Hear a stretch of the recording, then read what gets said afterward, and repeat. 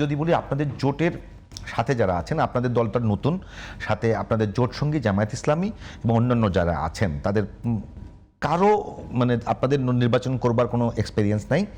জামাতের যে এক্সপিরিয়েন্সটা আছে তাতে খুব বেশি ভালো ভোট পাওয়ার নজির নাই তাদের। আমাদের প্রশ্ন হচ্ছে এইবার আপনারা যে হাড্ডাহাড্ডি লড়াইতে চলে আসলেন, সেটা আপনাদের কথা না, অনেকগুলো জরিপে এসছে। আসলে কোন কোন দিকগুলো আপনাদের এই হাড্ডাহাড্ডি পজিশনে আসবার জন্য কাজ করছে? ধন্যবাদ।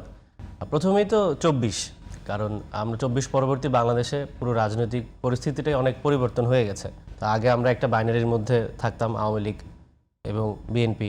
সেই বাইনারিটা কিন্তু এখন অনেকটা বিএনপি এবং জামায়াত জোট এই নির্বাচনের জন্য অন্তত এরকম একটা পরিস্থিতি দেখা গিয়েছে। এবং অবশ্যই জামাতের একটা ঐতিহাসিক দায় আছে, কিন্তু ২৪-এ তো জামাতের ভূমিকাও আছে, অনেক বড় ভূমিকা। এবং ওটার পরেই কিন্তু বাংলাদেশের মানুষ মানে জামায়াতকে মানে সর্বপরিসরে অ্যাকসেপ্ট করা শুরু করেছে এবং পজিটিভলি অ্যাকসেপ্ট করছে।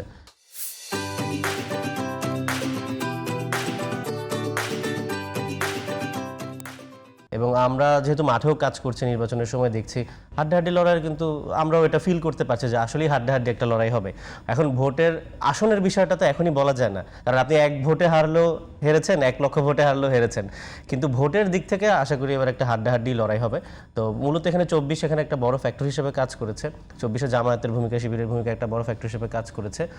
আর পাশাপাশি অবশ্যই এখানে এনসিপির এই জোটে সংযোজন, এটা একটা অনেক বড় ফ্যাক্টর আমি মনে করি। কারণ অবশ্যই ২৪ পরবর্তী বাংলাদেশে বৈষম্যবিরোধী ছাত্র আন্দোলন, তারপর জাতীয় নাগরিক কমিটি, দুটো মিলে জাতীয় নাগরিক পার্টি এনসিপির যে জন্ম হয়েছে, এটি তো একটা অনেক বড় ঘটনা, ঐতিহাসিক ঘটনা। এবং যতদিন ২৪ থাকবে বা যতদিন এনসিপি থাকবে ততদিন কিন্তু ২৪ রেলেভেন্ট থাকবে বাংলাদেশের ইতিহাসে। সো বাংলাদেশের মানুষ মানে ২৪-এ গণঅভ্যুত্থান হয়েছে এটা জানে না এমন তো কেউ নাই বাংলাদেশে।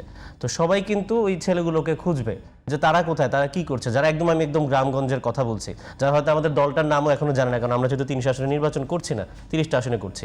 কিন্তু তারা কিন্তু এই ছেলেগুলোকে খুঁজবে বা এই মেয়েগুলোকে খুঁজবে যারা সংগঠক ছিলেন, যে তারা কি করছে, তারা এই নির্বাচনে তাদের ভূমিকা কি। তো যেহেতু আমাদের একটা জোট হয়েছে জামায়াত এবং অন্যান্য দলগুলোর সাথে ১১ দলীয় জোট, এই কারণে কিন্তু এটা একটা হাড্ডাহাড্ডি লড়াই। আপনার কাছে কি মনে হয় যে আসলে কি ২৪ এখানে মুখ্য ভূমিকা পালন করছে, নাকি আমরা যেটা বলে থাকতাম সব সময়ের জন্য যে সবচেয়ে দুর্বল বিষয়গুলো নিয়ে নির্বাচনে ব্যবহার করা উচিত না এবং সেগুলো ব্যবহার করা হয়, ধরুন জাতিগত বিষয়গুলো কিংবা ধর্মের বিষয়গুলো নির্বাচনে ব্যবহার খুব বেশি উৎসাহিত হয় না। আপনার কাছে কি মনে হয় ২৪ এমন পর্যায়ে গেছে যে একটা নির্বাচনে হাড্ডাহাড্ডি পজিশনে যাবার মতো, নাকি এখানে ধর্মের একটা ব্যবহার হচ্ছে? না, ধর্মের ব্যবহার তো আগেও হয়েছে। ধর্মের কার্ড খেলে নির্বাচনে সবাই কথা বলে, অন্য ধর্মীয় দলগুলো সবসময় ধর্ম নিয়েই কথা বলে নির্বাচনটা করে। আপনাদের জোট কি এখানে খুব শৌখিনভাবে ব্যবহার করছে? কিরকম শৌখিনভাবে বলছেন? মানে অন্যরা যেভাবে করে গড়পড়তা, মাথায় টুপি দিয়ে, ঠিক আছে, এটা বাংলাদেশের একটা রাজনৈতিক কেউ মাজার জিয়ারত করে, এটাকে আমরা পজিটিভও দেখতে পারি, নেগেটিভও দেখতে পারি। আমি বলি অন্যরা যেভাবে করে মাজার জিয়ারত করে, মাথায় টুপি দিয়ে যায়, পাঞ্জাবিটা পরে, ঠিক আছে, ঠিক আছে।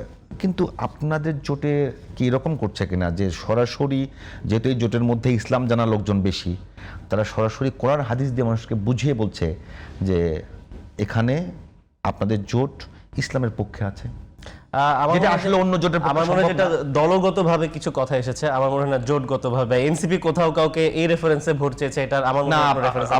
আমি প্রশ্ন করছি জোটগতভাবে, জোটগতভাবে এটা হয়নি, প্রশ্নটা হচ্ছে ওইরকমই, জোটগতভাবে হয়নি, দলগতভাবে হয়েছে। এবং এটা কিন্তু জামায়াতেও যেরকম করেছে, বিএনপির অনেক জায়গায় কিন্তু আমরা দেখতে পেয়েছি যে ধর্মের কথা বলে বা জান্নাতের কথা বলে ভোট চাওয়ার যে বিষয়টা, এটা কিন্তু দুই দলই কম বেশি করেছে। এখন আসলে এই গ্রামগঞ্জের মানুষের যে সরলতাটা, সেটা কিন্তু বাংলাদেশে মানে ধর্মীয় অনুভূতিকে ব্যবহার করে কাজে লাগানোর চেষ্টা করে প্রার্থীরা, যেটা খুবই মানে এটা প্রশংসাযোগ্য কোনো বিষয় না, কিন্তু করে। এটা আমরা অতীতেও দেখেছি, এবারও দেখছি কিছুটা।